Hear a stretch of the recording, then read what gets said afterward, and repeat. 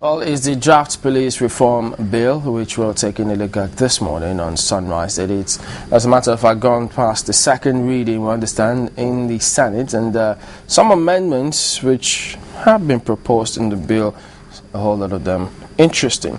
Well, the bill to reform the police and may eventually, we understand, repeal the Police Act of 1943. Well, there's a lot that's been said about this bill. We'll find out in a moment. Mr. Innocent Chukwuma joins us now of Clean Foundation. Thank you for coming on this morning. Thank you for having me. You've done a lot with the police force. So first and foremost, I mean, this bill, is this what you all have been looking for? Something to change the nomenclature in terms of the way the police operate in the country? Well, let me start by saying that beyond the snippets that were published in National Mirror yesterday, the content of this bill has not really been read, or it's not been made available to members of the public and also those of us in civil society. But the few excerpts we read is a welcome development, but I must also hasten to add that it comes amidst several other police reform bills that have been tabled at the National Assembly over the past, I think, years of elected civilian government. But it does contain elements that are welcome and following trends in police accountability in different parts of the world, which is making police accountable to multiple constituencies and reflecting that through their appointment processes and dismissal process, so that when the person gets into office, the person will realize that it's not just the president that he or she needs to behold to. The parliament is there, and more importantly, the people. All right, let's take a look at some of the highlights in this bill. It should pop up now. The Inspector General of Police shall not be removed from office except the Senate confirms his removal by, they say, 2/3 majority votes of its members. And so what is maybe the intendment of this? To take away absolute powers and make the police authorities more responsible to Nigerians by involving the National Assembly or Senate? Yeah, I think so. I think it's also to remove this philosophy that has underpinned policing in this country from the colonial time to the present, which is what we call regime policing philosophy, a situation where every police administration that comes into power feels that they are there to behold to the powers that be, the appointing authority that is also responsible for dismissing them, and that if they don't do so, the president might fire them. So bringing the parliament into it will reassure them that they are not only there to behold to the president, and to that extent is a welcome development. But it requires quite a number of other amendments in our constitution and statute books for that to really happen. And we should also realize that this is a private member's bill. The police is the first power of the state, and if the government itself does not stand behind the bill or indeed propose it through an executive bill, it may not fly at the end of the day. Yeah. But again, how do you mean when you say, well, other areas needs to be rejigged for this particular bill to even work, if it has to in the first place? Well, first you have section 215 and 216 of the 1999 Constitution, which vets their appointing power of the Inspector General of Police on the President in consultation with the Police Council, which is made up of the governors and the President. So for you, and if he has the appointing powers, he also has the removal power, because the 216 also said that. So for this bill to come into effect, you have to first of all amend that section of the Constitution, without which the bill even passed will. If I understand properly, I think this will be ultimately forwarded to the Constitution Review Committee of the Senate, and maybe it might come eventually to a public hearing. But does this clash with that part which you just highlighted now, Section 11 of this bill? It says state commissioners of police shall be appointed by the Police Service Commission on recommendation from state governors. Well, the Constitution also says the state government should play a role, an advisory role in that. So it comes close to that. But the major issue is that this bill needs to be put aside and focus on amending the relevant section of the Constitution before you can even talk about it, unless since the Senate is also involved in amendment processes of the Constitution, they do it side by side so that both of them will simultaneously come into effect. But this is a private member's bill, I must state again. And as with our previous experience, if I might remind your viewers, actually in 2004, the Clean Foundation, in collaboration with the House of Representatives Committee on Police Affairs, actually did a comprehensive review of the 1943 Police Act. And out of that review, an amendment bill was produced, which was involved the interagency committee. In fact, the then Inspector General of Police, Mr. Sunday Hindoro, was a member. The Ministry of Police Affairs had a representative, and of course CSOs were also represented. That bill got up to third reading, or I think second reading, before the data administration lifespan elapsed. And then the second administration also took it up to second amendment, and then it went again. And the major obstacle we had in that process was that the executive didn't really support that process for obvious reasons. The president enjoys enormous powers under the existing act and under the Constitution. And if you have a president who is also seeking re-election, it takes a lot of doing. It requires a president that has his eyes on history and wants to lead by force of personal example, to sacrifice all those powers that they enjoy. If you look at Section 9, subsection 5 of the Police Act, it vests operational control of the Nigerian police force on the president. So you require somebody with a large heart who wants to really transform this country to say, I'm going to give away all this. Did that bill take it away from him? Of course, if you say that you require, on the present situation, as we saw in January when we woke up one day and found out that the former IG had been removed and a new one appointed. If this bill goes into effect, he has to make that request to the National Assembly, and until 2/3 majority votes for it, he cannot exercise that power. Which can either go whichever way, in the sense that it can be for good and it can be for bad. I mean, for when the police was put under the control of the presidency, I would think that they would assume that the presidency was going to be using its powers there responsibly. So, if over the years, from what we've seen now, is it possible to divorce political influence from the Nigerian police force? That's actually another issue that we need to discuss. But just to make a comment on the issue that it can also be for food, I've never seen any power in history that is used responsibly without check, because they say power corrupts, and absolute power corrupts absolutely. Under the present arrangement, the president doesn't have to listen to anybody, to go ahead. Well, you've heard sayings in Nigerians as to whether or not what we need is a democratic system or what we need is a benevolent military leader. I mean, there have been sayings like that maybe sometimes in the process of going through the process, we actually derail from the main thing. But if we get someone who can actually make the move as when needed. For instance, if you feel that a police officer or the Inspector General wasn't performing and it's going to take you so long, or the process is so tedious, in trying to remove an Inspector General of Police whom you feel has been ineffective, who pays the price at the end of the day? Isn't it Nigerians? Talking about benevolence, I think we've also experienced dictatorial leadership and benevolence. If you remember, IBB came to power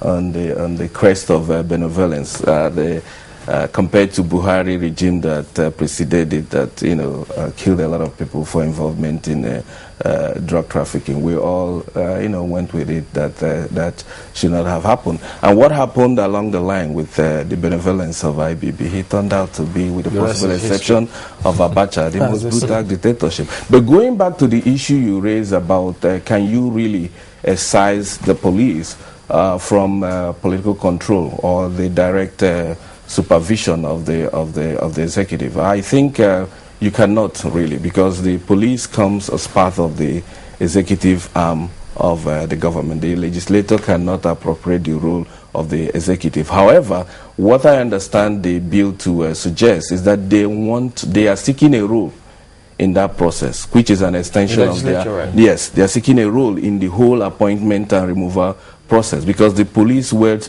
so much powers that if you leave them to the executive alone, it would lead to all manner of outcomes. Well, that's another perspective, Mark. Just sorry, a moment here. You know, if they say the bill, you know, will actually will seek that attorney generals and state governors, well, rather than some other people, maybe from the center, control the police. Is this an indication that is going to give some kind of bite to the creation of state police?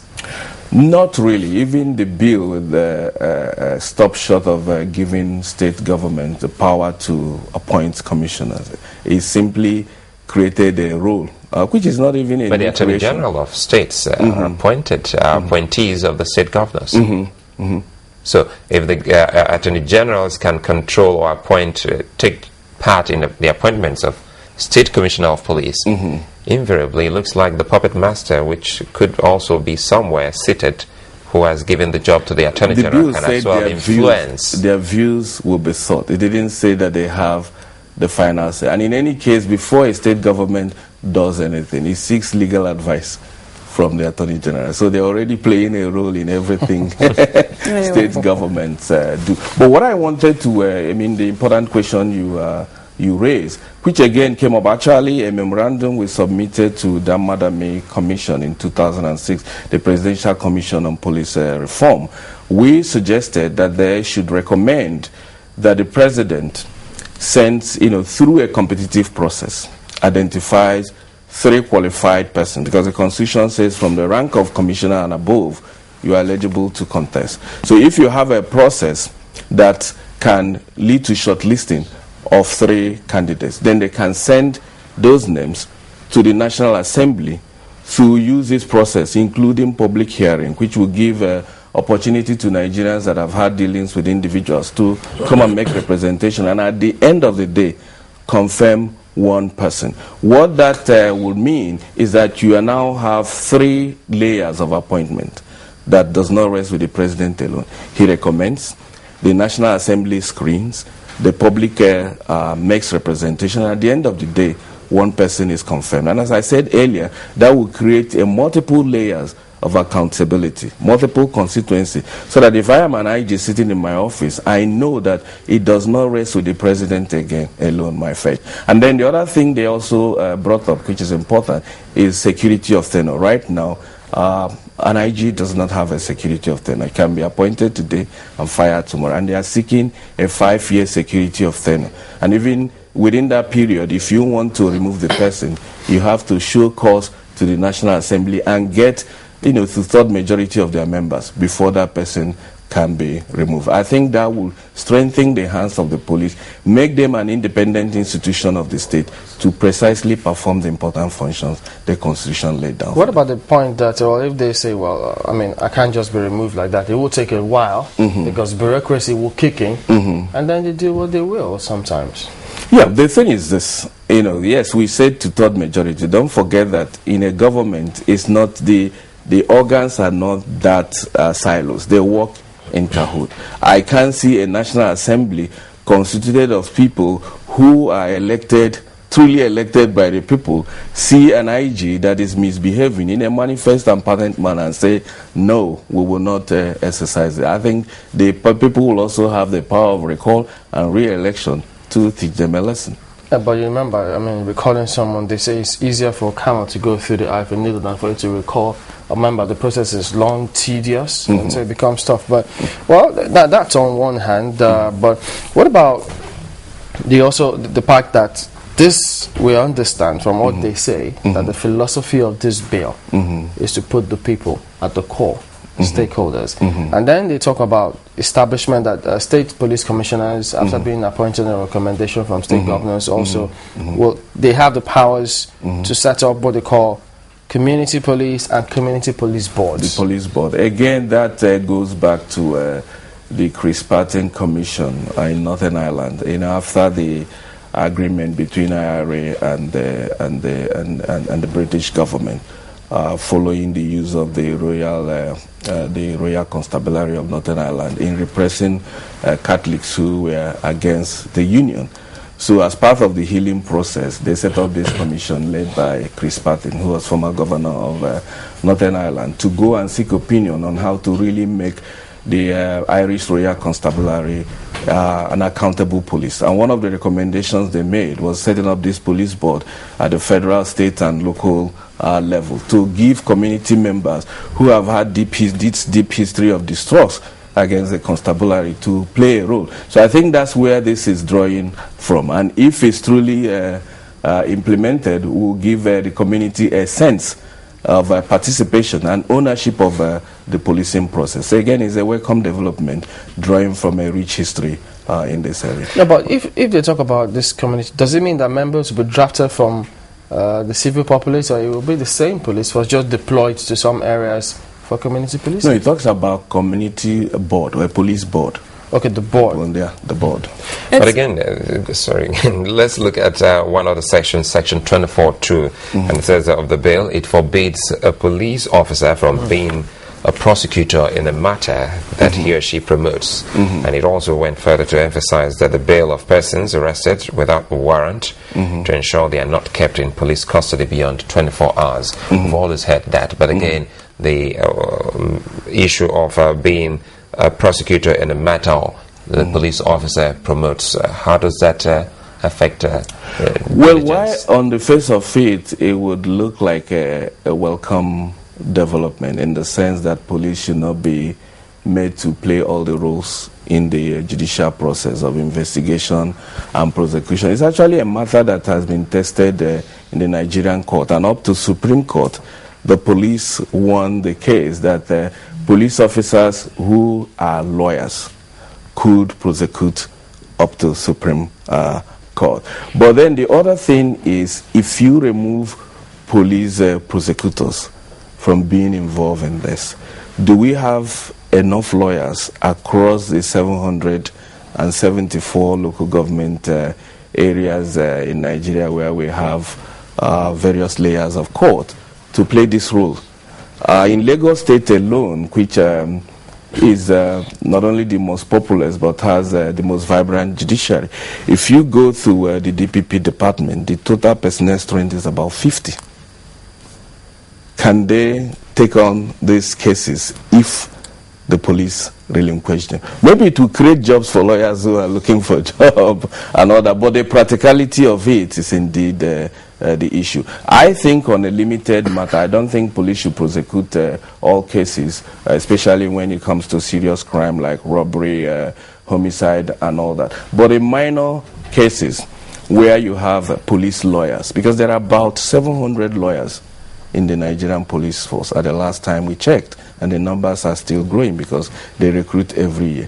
I think those people could be deployed, of course, with enough supervision by the DPP. And the Attorney General also has the right to take over any case where he feels that they are not doing enough. Doing your work. But is this just, could this also be interpreted as being political? Because you mentioned something earlier as the legislature trying to reduce the powers of the executive and also have a role to play in appointments. Is this about checks and balance, or is this a political If the bill had been sponsored by an opposition party member, you could read that into it. But the person who is sponsoring bill is actually the leader, the majority leader in the National Assembly, who is a member of PDP, comes from the same geographic zone as the president, very close to him.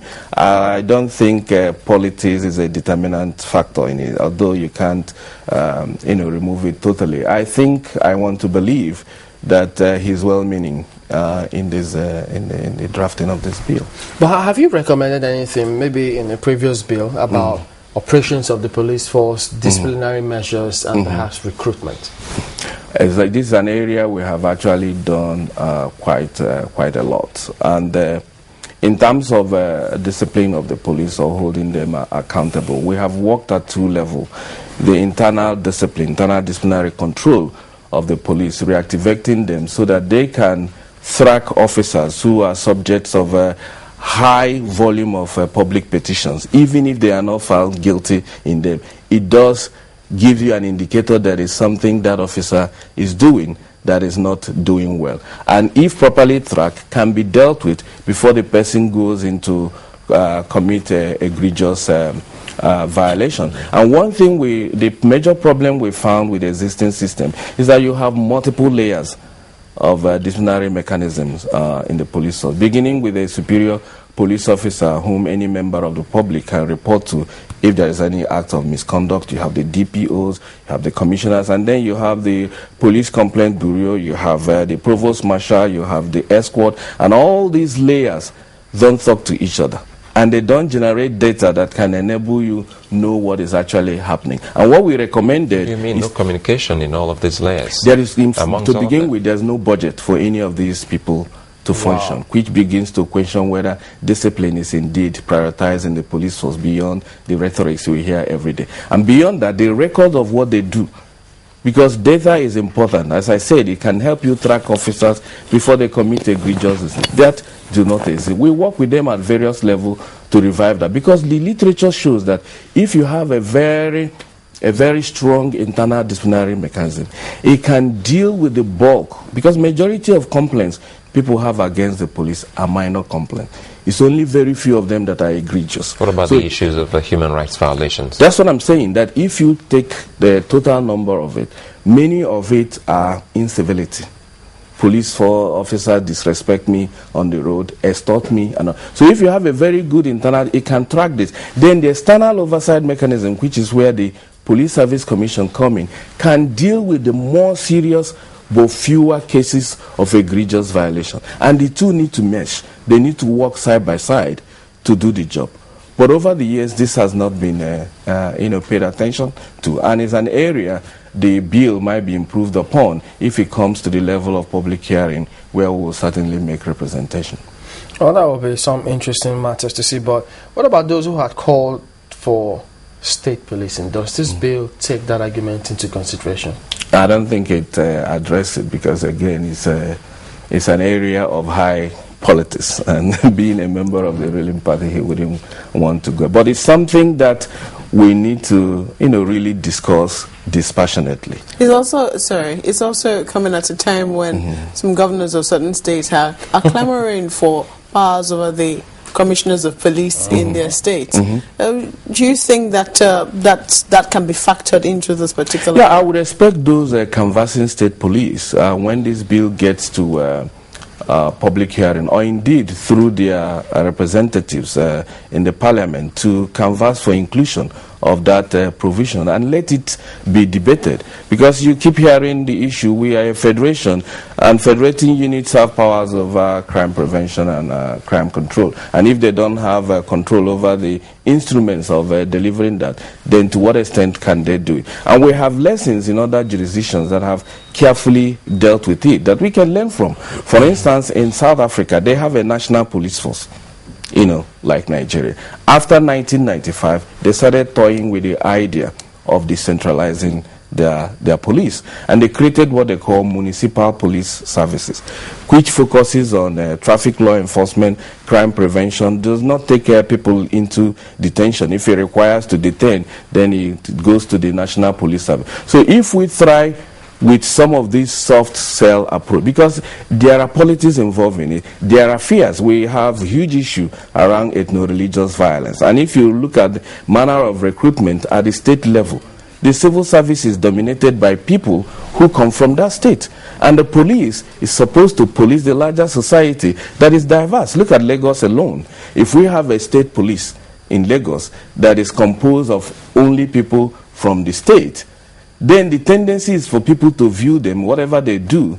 that they are doing that because this person comes from there. So these are issues that can be addressed. And then the National Assembly can come up with a regulation that can say, look, if you want to set up a state police or municipal police or city police, this is what you have to go through. And it will require, showing that you have resources to finance that, because it's a huge resource institution. Another one, you will reflect the diversity of the community they are going to police in the recruitment, because we don't want this thing to. And then all those other issues will be addressed. And then any state, city that's satisfied that will be licensed to set up a municipal police service. And you give them a period to try it out, to calm all the frayed nerves before you deal with the higher issues, whether they should be armed, should people take people into detention and all that. So if you don't begin to deal with it, you will never, start. So you have to start.